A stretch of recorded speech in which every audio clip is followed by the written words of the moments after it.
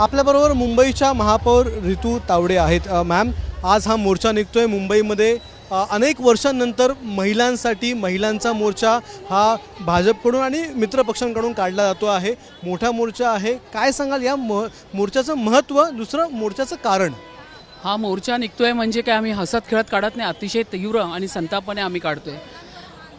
Doctor परमपूज्य बाबासाहेब आंबेडकरांनी आपल्या देशाचं संविधान लिहित असताना समानतेचा अधिकार महिलांना सुद्धा दिला। तो समानतेचा अधिकार आणण्याचं काम आदरणीय आपल्या देशाचे पंतप्रधान नरेंद्र मोदी साहेब ते करत होते आणि ते करत असताना या ठिकाणी विरोधकांनी ते हाणून पाडण्याचं काम केलं आहे। कसली भीती त्यांना वाटली?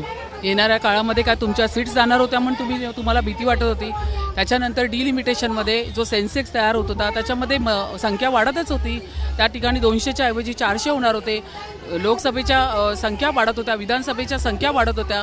समस्त भारतामध्ये सर्व पुरुष वर्गाला आणि महिला वर्गाला त्या ठिकाणी मिळत होता। पण एक भारतीय जनता पक्ष अशी संस्कृती आहे जिने या ठिकाणी राष्ट्रपती आपल्या महिला मुर्मूताई त्या ठिकाणी बसवलेले आहेत। या ठिकाणी जर तुम्ही बघितलं तर मुंबईची महापौर म्हणून मी बसलेली आहे। मुंबई महानगरपालिकेचे आयुक्त महिला अश्विनीताई भिडे बसलेल्या आहेत। 27 कमिट्यांपैकी 17 कमिट्यांवरती फक्त महिला आहेत या ठिकाणी आणि 227 पैकी 138 महिला मुंबई महानगरपालिकेमध्ये नगरसेविका म्हणून प्रतिनिधित्व करतात आहे। तर आज तुम्ही पाहिलं की या ठिकाणी जी भावना, मातृशक्तीला जी वंदन करण्याची जी भावना आहे ती भारतीय जनता पक्ष आणि शिवसेनेच्या माध्यमातून लोकांनी पाहिलेली आहे आणि तीच भावना तेच बिल आदरणीय नरेंद्र मोदीजी संसदेमध्ये आणलं होतं। पण त्याला हाणून पाडून त्याच्यानंतर नामंजूर झाल्यावरती जसं पाठीवरती हात थोपटतो तसं बाकांवरती हात मारत होते। पण त्यांना हे माहीत नाही हेच हात तुमच्या एक दिवस थोबाडात पडणार आहे। या सगळ्या महिला ज्या रागाने आज उभ्या आणि निघणार आहे ना, ते मतपेट्यांमधून येणाऱ्या निवडणुकीत तुम्हाला दाखवून देणार आहे तुमची जागा। मॅम, हाच आरोप जो आहे ते विरोधक करतात की निवडणूक ज्या सुरू आहेत म्हणजे तामिळनाडूची असेल किंवा पश्चिम बंगालची असेल, त्या निवडणुकींना डोळ्यासमोर ठेवून हे विशेष अधिवेशन बोलवण्यात आलं होतं, असा आरोप हा या निवडणुकीला धरूनच केला जातोय। त्यावर काय वाटतं? अजिबात हे कसं आहे, आता त्यांना त्यांची चूक लक्षात आलेली आहे। त्यामुळे आता ते डिलिमिटेशनवर जातात आहे, मग त्या भौगोलिक रचनेवर जातात आहे, संरचनेवरती जातात आहे, अशा विविध माध्यमांवरती जातात आहे। कारण त्यांच्या लक्षात आलं आपण खूप मोठी चूक केलेली आहे। आपल्या भारतातल्या नारी शक्तीला, मातृशक्तीला त्या ठिकाणी खाली बसवण्याचं, त्यांचा गळा घोटण्याचं, त्यांची भ्रूण हत्या करण्याचं काम हे या लोकांनी केलेलं आहे। ते त्यांच्या लक्षात आलेलं आहे म्हणून वेगवेगळ्या मार्गाने आता ते आपली बाजू भरण्याचं काम करीत आहे। पण एक असा देखील प्रश्न निर्माण होतो की 2023ला जे विधेयक मंजूर झालं होतं हे नेमकं काय होतं? मग तेव्हा मंजूर झालेलं विधेयक पुन्हा आणलं गेलं, हा सर्वसामान्यांच्या मनातला प्रश्न आहे। त्याबद्दल काही कन्फ्युजन दूर करता आलं तर? नाही, एक लक्षात घ्या, सगळं 2011च्या ह्याच्याप्रमाणे ते बिल आणलं होतं।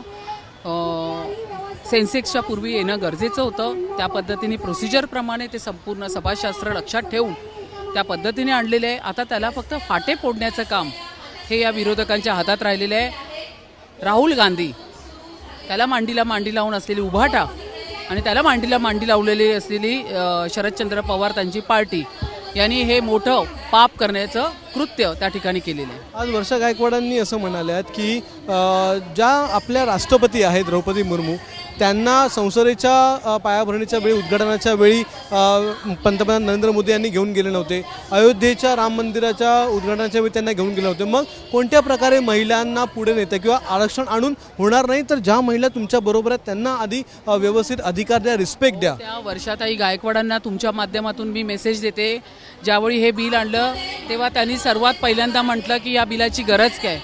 त्यांच्या घरामध्ये त्यांचे वडील खासदार होऊन गेले, त्याच्यामुळे त्या झाल्या आमदार।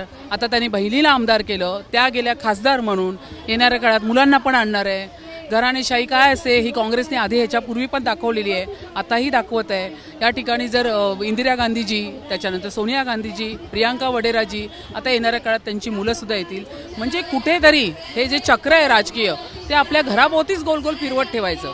त्यामुळे ते राम मंदिरचा मुद्दा काढणार, ह्याचा काढणार। मला या गोष्टीचं वाईट वाटतं। सर्वसामान्य महिलांकडे का त्यांनी एका बाजूनी बघितलं नाही? तुम्हाला तर राजकीय प्लॅटफॉर्म आहे, घराणेशाही आहे घरामध्ये, तुमच्या घरामध्ये ऑलरेडी राजकीय वर्चस्व आहे।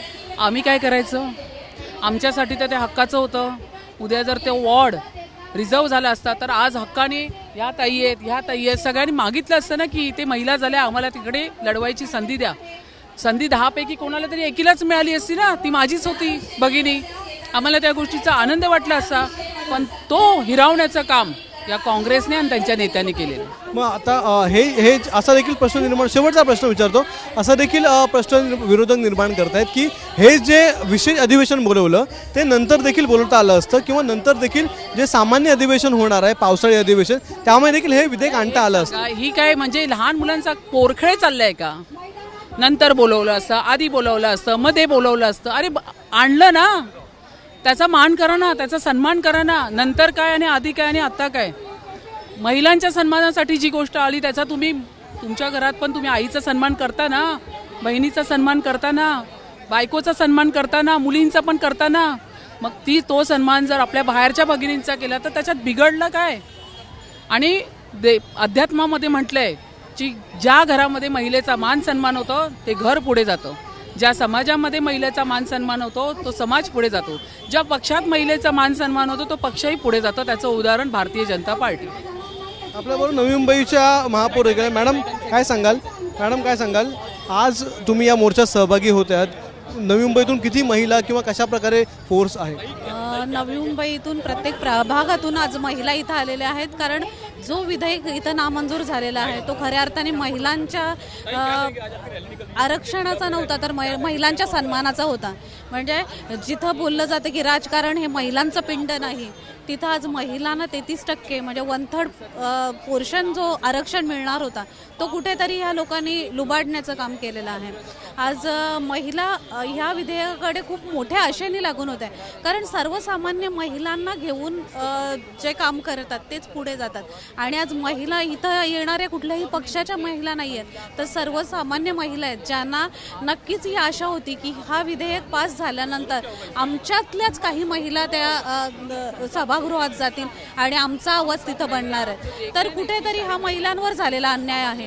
पण हा प्रश्न निर्माण होतो की आधीपासून विधेयक जे आहे ते मंजूर झालेलं होतं 2023ला, मग आता पुन्हा विधेयक का आणलं, हा सगळ्यात मोठा प्रश्न निर्माण केला जातो. विधेयक आधी 2023ला आलेला होता, पण आता जो नरेंद्रजी मोदींच्या माध्यमातून विधेयक आला, नारी शक्ती वंदन या माध्यमातून, ठीक आहे आधी तो मंजूर झाला, त्याच्यामध्ये काहीतरी लिमिटेशन्स असतील, काही कमतरता असतील, तर पूर्ण महिलांच्या सन्मानाचा विषय जिथं येतो त्या सन्मानाच्या माध्यमातून हा विधेयक आणण्याचा प्रयत्न केला गेला आणि त्याच्या माध्यमातून हा विधेयक आलेला. नक्कीच विरोधकात ज्या महिला होत्या त्यांनाही या गोष्टीचा दुःख झालं असेल, दुर्दैवी असं हे डिसिजन होतं आणि त्या महिलाही दुःखी असतील, पण असं आहे की समोरून दाखवू शकत नाहीत, कारण त्यांनाही त्यांच्या सन्मानाची चिंता आहे. धन्यवाद आपण आमच्याशी बातचीत केल्याबद्दल. आपल्याबरोबर नवी मुंबईच्या महापौर, मुंबईच्या महापौर होते आणि दोघांनी देखील आज विरोध करण्यासाठी या महिलांच्या मोर्चामध्ये जो भाजप आणि महायुतीतर्फे काढण्यात आला आहे त्यामध्ये त्या सहभागी झालेल्या आहेत. कॅमेरामन विनयचा अक्षय भाटकर, एबीपी माझा, मुंबई. एबीपी माझा, उघडा डोळे बघा नीट.